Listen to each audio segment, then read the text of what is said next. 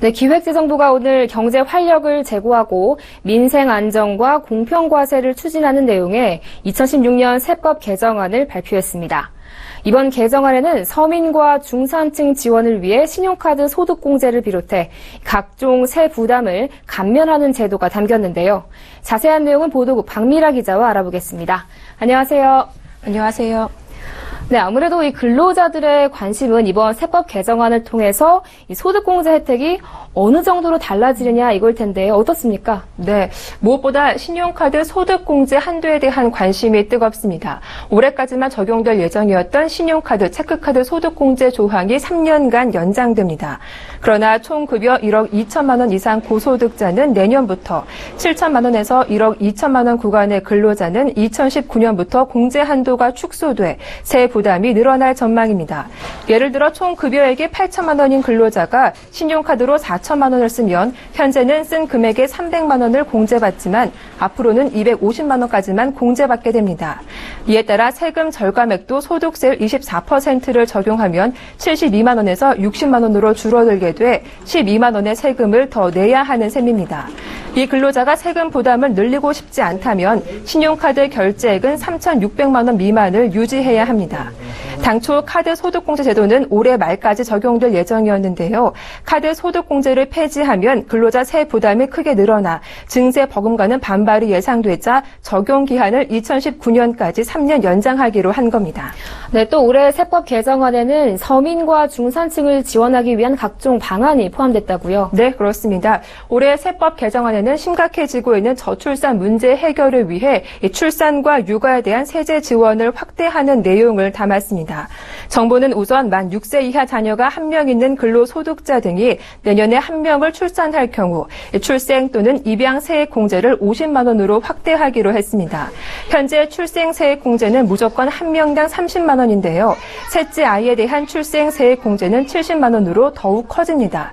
예를 들어 6세 이하 첫째 아이를 둔 근로자가 둘째를 낳으면 50만 원의 세액 공제를 받는 동시에 현행 자녀 세액 공제에 따라 자녀 1명당 15만 원씩 30만 원과 6세 이하인 둘째에 대한 자녀 공제 15만 원을 더해 95만 원을 세액 공제 받을 수 있습니다. 또 중고차를 구매할 때 카드로 결제하면 금액의 10%까지 소득 공제 대상에 포함하기로 했고 저소득하고 지원을 위해 근로장려금을 10% 인상해 맞벌이 부부를 기준으로 최대 230만 원까지 지급받을 수 있도록 했습니다. 여기에 저소득층 대학생의 든든 학자금 교육비 세액 공제도 포함됐습니다. 네, 기업 활력도 제고한다고 하던데요. 어떤 부분이 달라지는 거죠? 네, 기업 활력 제고를 위한 특별법, 이른바 원샷법을 통해 사업을 재편하는 기업에 총 8조 7천억 원 규모의 금융 지원을 한다는 방침입니다. 우선 산업은행을 통해 총 2조 5천억 원 규모의 사업 재편 자금을 지원할 예정이고요. 우대 보증도 지원됩니다. 신용보증기금은 사업 재편 중소기업의 시설 운전 자금에 대해 우대 보증하는 프로그램을 신설해 기업당 설비 자금을 최대 100억 원, 운전자금 최대 30억 원 등 총 2천억 원 규모의 자금을 지원할 예정입니다. 이 밖에 기업은행 기술보증기금 등을 통해 M&A에 필요한 자금을 지원하고 정부의 기업 투자 촉진 프로그램을 활용해 1조 원 수준의 설비 투자 자금을 투입할 방침입니다. 네, 이번 세법 개정안에서 또 눈에 띄는 게 이 로봇 등 신산업에 이 현행 세법 기준상 거의 최고 수준의 지원을 해준다는 거였는데요. 이건 어떻습니까? 네, 맞습니다. 정부가 로봇 등 신산업 연구에 현행 세법상 최고 수준의 혜택을 주기로 했습니다. 정부는 11대 신산업 연구개발 비용의 최대 30%를 해당 기업이 낼 소득세나 법인세에서 깎아주는 세액 공제를 실시하겠다고 밝혔는데요. 11대 신산업에는 로봇과 미래형 자동차, 콘텐츠, 바이오 헬스 등이 포함됐습니다. 지금까지 R&D 세액 공제는 LED, 바이오 제약, 신재생 에너지 등 신성장 동력 12개 분야 등에 한정돼 있었는데요. 세액 공제율도 중소기업은 30%, 중견 대기업은 20%였습니다.